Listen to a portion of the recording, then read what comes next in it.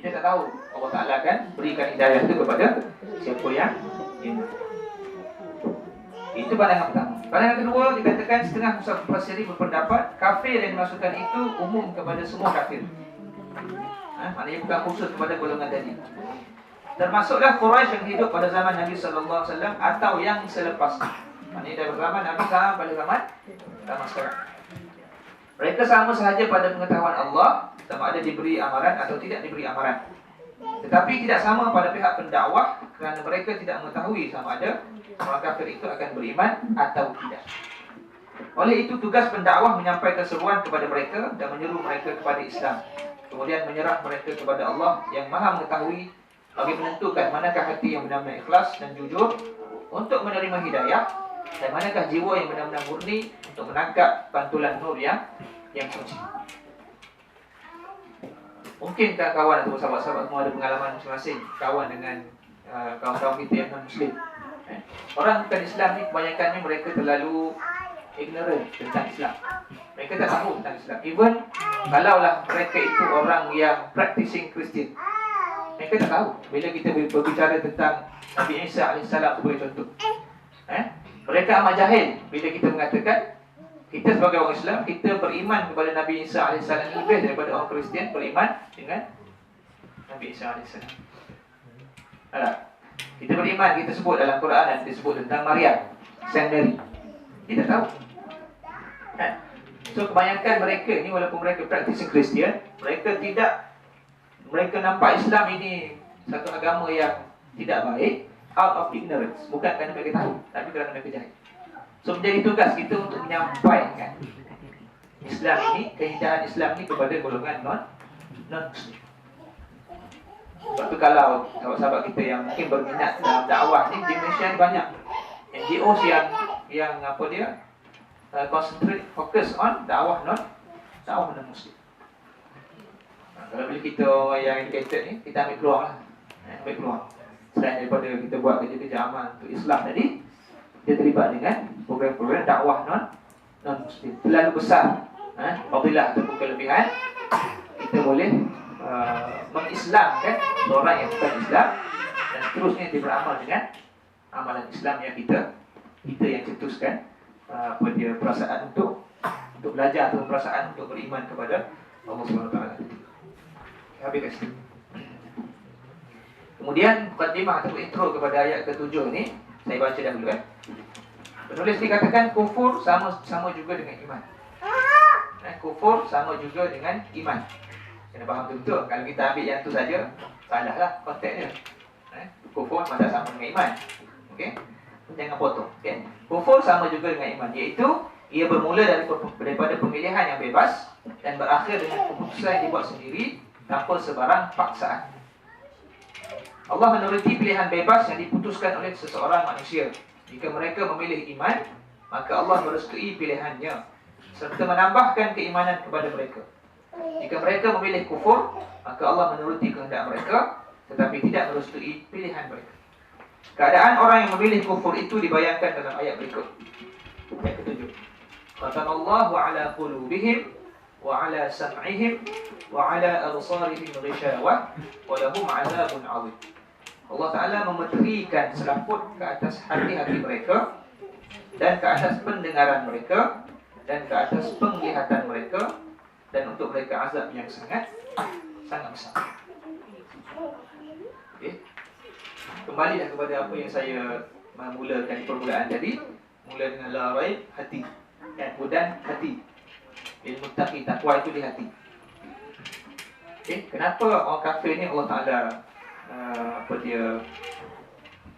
sebutkan khatamallahu ala qulubi, bermula dengan hati. Telah ditutup ataupun dimeterai hati mereka dengan satu selaput. So, bermula dengan apa-apa saja bermula dengan hati. Sebab tu kalau hati kita baik, orang buat apa saja kat kita relax je. Tak? Orang tak maki kita, orang kata tak baik, mengumpat kita dan sebagainya, kita takkan apa, sebab hati kita bersih, hati kita baik. Tapi kalau hati kita tidak baik, hati kita rosak, fitrah kita rosak, kita akan mula timbul sifat-sifat mazmumah. sifat-sifat yang tidak baik. Kan, so hati kita sudah dicemari dengan kotoran-kotoran. Nampaknya kita akan tengok ada satu hadis yang dikemukakan oleh penulis. Saya baca dahulu. Hati dan pendengaran mereka dimeterikan dengan selaput, kerana mereka tidak menyediakan hati dan pendengaran mereka untuk mendengar dan memikir yang baik-baik. Mereka tidak mendekati ahli-ahli agama yang dapat membekalkan suara-suara kebenaran kepada mereka. Bahan-bahan yang mereka tonton, dengar, lihat dan fikir, semuanya tidak membantu untuk mereka memperoleh kebenaran. Okay, friend mereka, kawan mereka, orang kafir ini khususnya pada zaman Nabi SAW adalah orang-orang yang sama saja. Sebab itulah kalau kita baca sejarah, antara ketua atau orang yang berpengaruh di Madinah ini adalah Abdullah bin Ubay.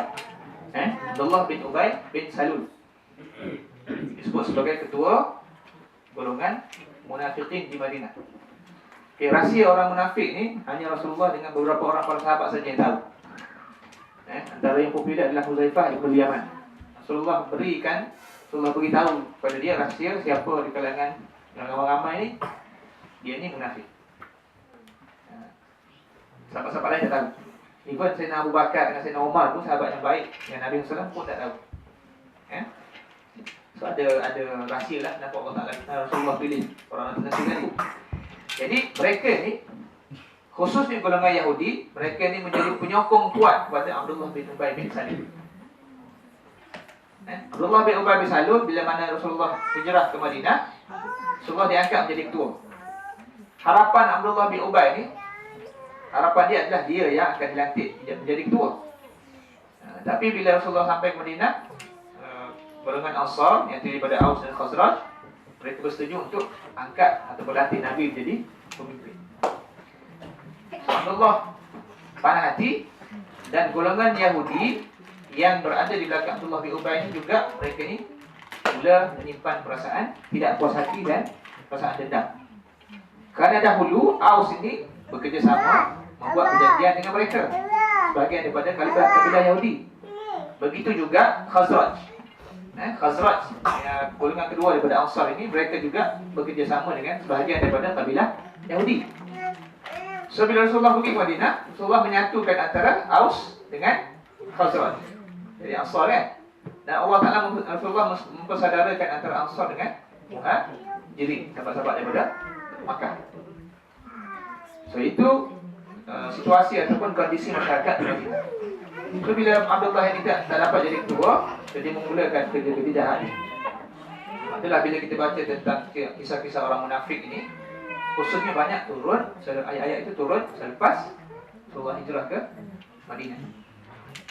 Kan? Pada waktu itulah boleh dibezakan antara siapa yang betul-betul beriman, siapa yang berpura-pura beriman kepada Nabi SAW. Lepas itulah mereka memulakan kerja-kerja jahat mereka.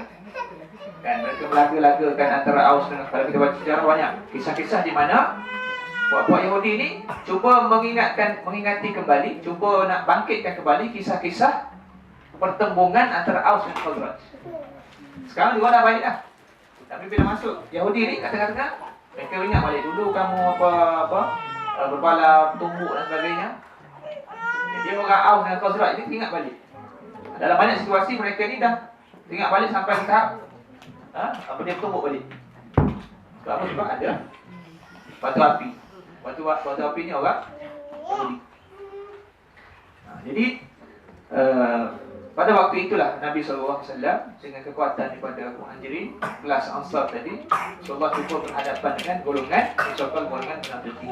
Yang akan kita tengok dalam ayat 8 dan berikutnya sampai ayat 15.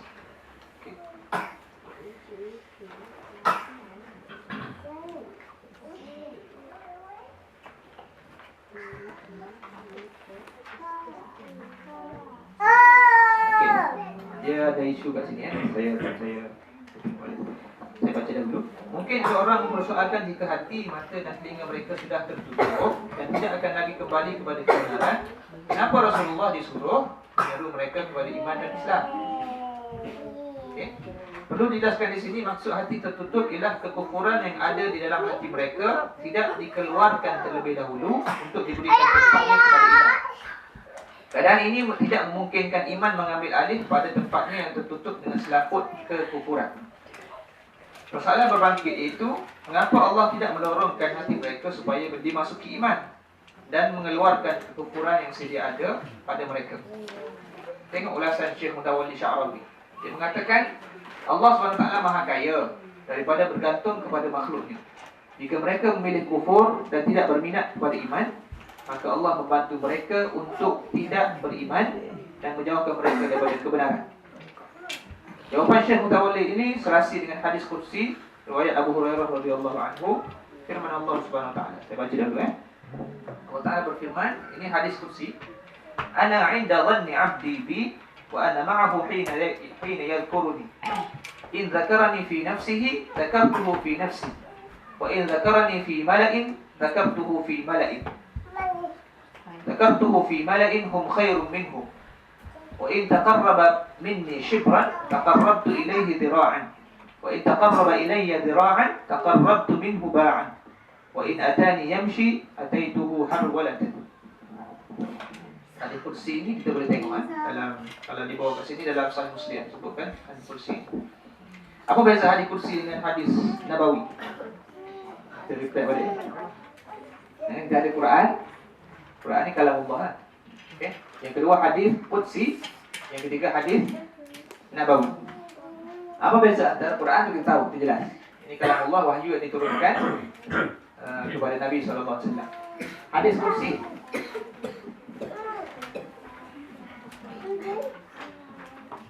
Apa beza hadis qudsi dengan hadis nabawi?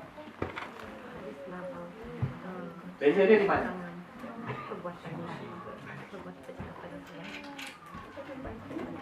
Ini SPM ni soalan SPM. Kita ambil pendidikan Islam. Apa beza hadis qudsi dengan hadis nabawi? Ada apa hadis yang umum yang kita faham? Hadis saya bagi clue. Hadis nabawi itu lafaz dan makna dia daripada Nabi sallallahu alaihi wasallam. Okey, lafaz teks tu dan makna dia, kehendak dia daripada Nabi sallallahu alaihi wasallam. Adapun hadis qudsi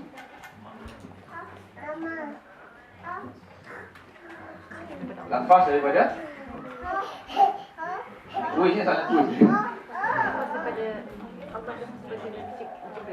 Fikir dulu fikir dulu.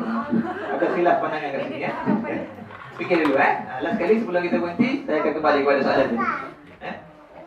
Kadang-kadang kita baca tapi kita tak tahu letak duduk satu-satu istilah.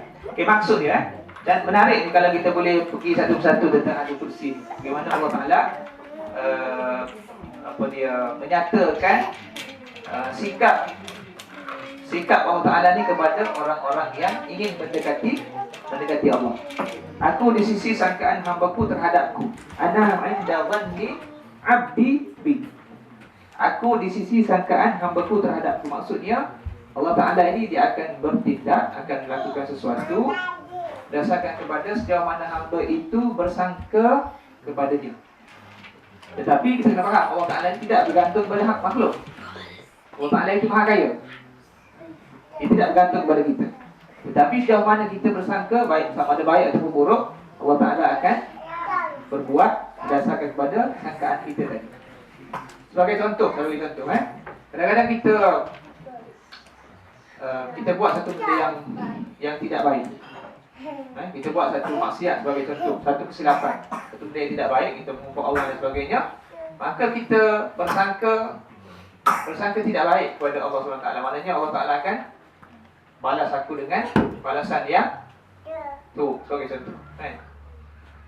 Kenapa tidak? Bila kita buat satu maksiat, satu dosa, kita bersangka baik dengan Allah SWT. Bahawasanya Allah Ta'ala akan, walaupun aku buat dosa, betul aku itu manusia yang tidak sunyi daripada buat kesilapan, kita bersangka baik, bahawasanya Allah Ta'ala akan mengampunkan dosa kita. Sebab tu kalau kita baca dalam satu matan, kalau di pondok dia belajar dalam kitab ni, apa dia? Betul dalam tasawuf.